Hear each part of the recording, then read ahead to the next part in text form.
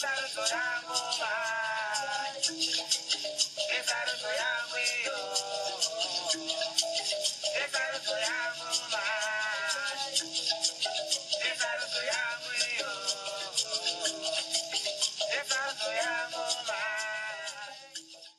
want to avoid and have others avoid incidents like Madonna's failed project, Bill Gates spending $300 million in India and not accomplishing much, and money being spent carelessly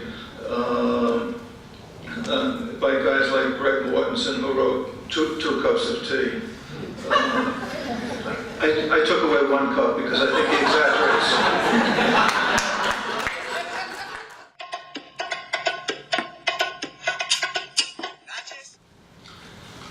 One of our goals for today is to spread best practices. There are many people here doing projects in Africa with different levels of experience and lengths of time working with their organization.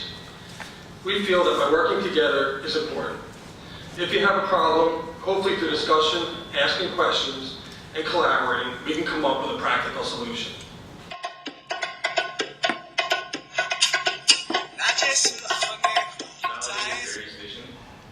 Inspired the work we do day to day in the office or abroad when we have the fortune of visiting you all in the field.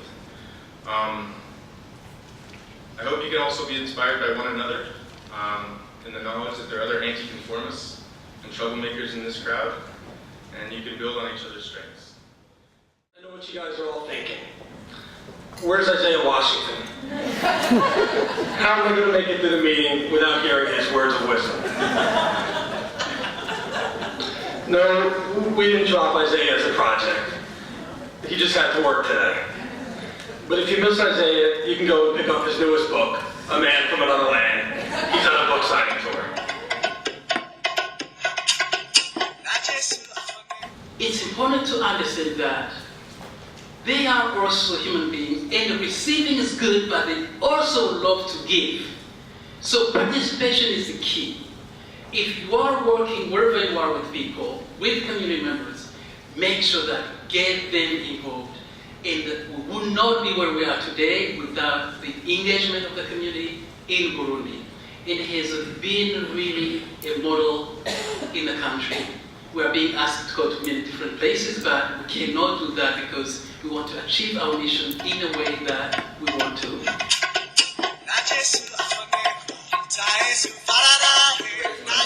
You need to be thinking about what's the most efficient way that I can raise money in a way that lets me do what I want to spend most of my time doing, which is the mission of my organization and helping people.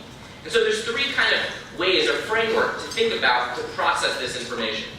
The first is define your audience. Who are the people that are likely to give you money to support what you want to do? Right? That's your starting point. A real understanding of who the potential supporters are that you need to help unlock resources from. Second, strategies. What are the strategies that you can employ to unlock sustainable revenue from those prospective supporters? Right? Who's your audience? What are the strategies to unlock revenue from that audience? And then finally, organizational capacity. What do you need as an organization to be able to support those strategies, to be able to execute those strategies? What's realistic based on the resources you have and the time you have? And so a lot of people will run around doing events or various kinds of fundraising initiatives or try to get celebrities to do things for them. And I think the key thing is those are the questions you want to ask, and it'll help inform the decisions you make on a development perspective. What is the piece of advice you wish you had been given about development before you had to learn it the hard way? Starting with Anna. One sentence, what's the piece of advice you wish you had been given before you had to learn it the hard way? About development or about fundraising? Well, fundraising. Raising money. I don't know if I wish I'd been told or I wish I'd been aware, but I think I had to learn not to take things personally. When you're putting yourself out there, and you're the one, we talked about what is your mission and your dream and your vision, and you're the one out there selling it, when people reject you, which happens all the time, it feels very much like a personal rejection. And what I've learned is that some people, even though their mission is to give away money, are really nasty about it. And so you have to develop a way of, and along with that, I think you also have to develop a respect for people that you're talking to, that what you're doing and what you're passionate about may not be what they're doing or what they're passionate about. So the sort of understanding that I'm asking you for money, if you're giving to other things, then I need to be thrilled with that. Right. Thank you, and that's great that you care about something and you're helping the world. Right. And the personal. Don't take it personally. James, 1 sentence. I think, it feels very overwhelming to look at your whole budget at once. So my one piece of advice is do one thing every day that has something to do with fundraising. It might be receipting, it might be thank you cards, it might be a grant that you're writing, it might be putting a new post on your website. One particular thing every single day that has a fundraising element. Great. McDowell, piece of advice. Learn to turn off everyone else's opinion and just stick with the ones that works for your project. All right, so don't listen to the pan. And lastly, Jackson. Matching your organization's mission with the donor's passion. I've learned it's not about me, but it's also not so much about the need in your community. Most of the time it's about the donor who's giving you money. You can match their passion with your mission, you got it. Well, I would like to thank the panel. They're going to be here all day.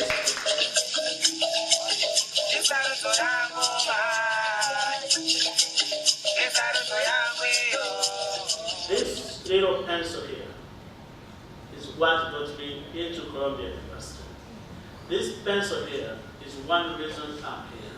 And if you ever doubted whether you can make a difference in a child's life, do not look at the pencil the same way you were looking at it yesterday.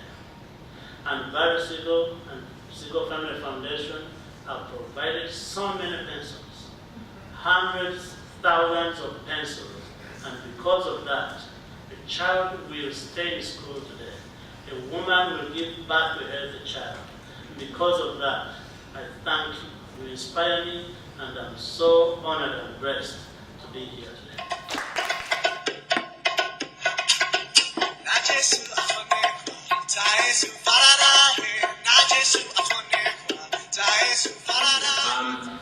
I guess my first question is going to be to Boris, then either panelists can really jump in, but I'm wondering why does building entrepreneurial skills important? Perhaps let me step back a little bit. Having gone for a big part of the elementary school in Uganda, the education system is a little different. It really challenges you to memorize things. So when, for example, you learn about history, or you learn about economics, or you learn about basic stuff, the test is really trying to test how much was in that book. So you come up with a very different mindset about how to go about looking at the world, or how to go about doing the exams. Another way to think about it is that you can skip the whole class, but do the exam and still pass. So that said, why does entrepreneurial skills find really important, especially for Africa? Yeah, well, on my first trip to Uganda, I saw that exact same thing. One thing that stuck out to me was that every kid was required to memorize the geography of Germany. But when I asked a group of kids I was teaching to write an essay about someone they admire, everyone wrote about Museveni. And it really showed me how unapplicable the education is. And I think the fact that the population is so young, and there's similar demographics all over sub-Saharan Africa. The fact that there is no formal employment, it's kind of a no-brainer that kids have to be able to develop practical skills and be able to use their education to create opportunities for them. And I remember seeing the entrepreneurship curriculum, seeing how it was taught, and there was market share on the paper, and kids were basically memorizing what market share was, and I'm sure they're writing in the definition of market share for their test. And it really showed me how important the practical side of it is, and what everything around our program is designed around giving students experience, so you build their confidence, build their, just have a failed business under their belt, and be able to know what it needs to take a project forward. Esa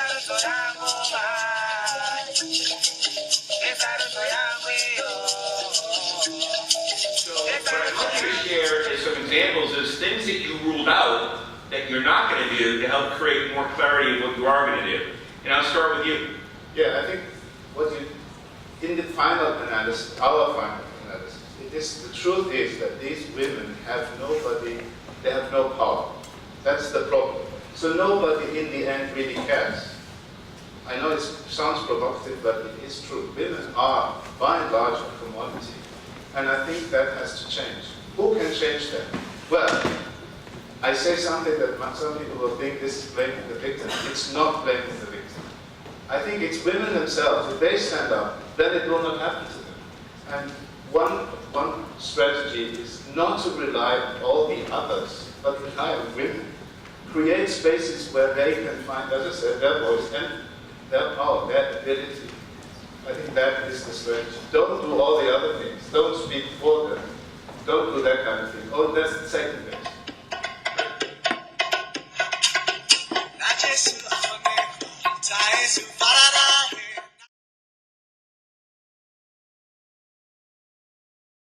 I think our strategy was based on the analysis. If you look at all these women dying in huge numbers in the third world, or in developing countries, or in poor countries, whatever you want to call it, they died like incredible numbers. In Malawi, it's about 1,100 per 100,000 people. In America, it's 19. Just to give you an idea. And in Europe, it's 5. We felt like, why do they really die? Because they do not really die of bleeding or sepsis or something like that. Because Americans also bleed, Europeans also bleed, still they don't die. They die because they have 3 characteristics. And that's the basis of our strategy. They are women, nothing wrong with being a woman. They are poor. There's a lot being wrong about being poor, but we can't do much about it as health workers. But something has to be done about that. And they are voiceless or powerless. And we can do a lot about that. And we felt that give space, physical space, when you deliver, so that you can be there with your husband, for instance, gives you space to find your voice. And I think those people who want to help and support people should not confuse their own ideas with what is best for the patient in our case. The best thing is what the patient says, not what I think the patient needs. And it's very important to create spaces for patients to find their voice, in our case it's women. And we have really the experience that when husbands do come and join their wives, they protect their wives. And you get all these arguments, African men are not interested in deliveries and blah, blah, blah. That is not true. Not as a rule. There are individuals, obviously, like anywhere. But we have clearly seen that the husbands are with their wives. They support them, they support the babies.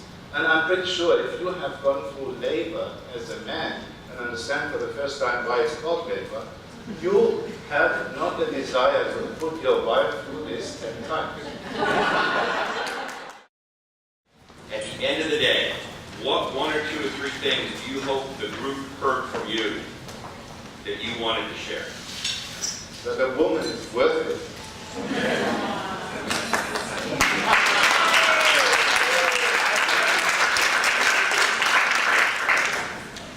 I should go to cash. But no, listen. It's really worth it. Everything that they're saying, and I think I would encourage everyone here to encourage young people to approach the mental health space and also just, or whatever they're passionate about, and really encourage them to realize that their skills are valuable in social change whenever we're asking it to be.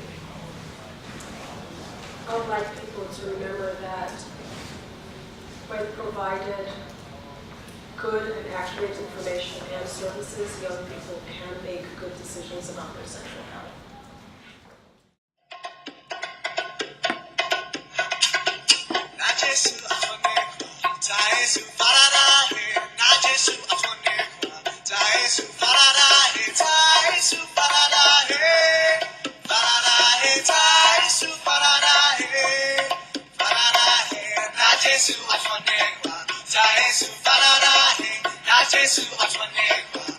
Jesus,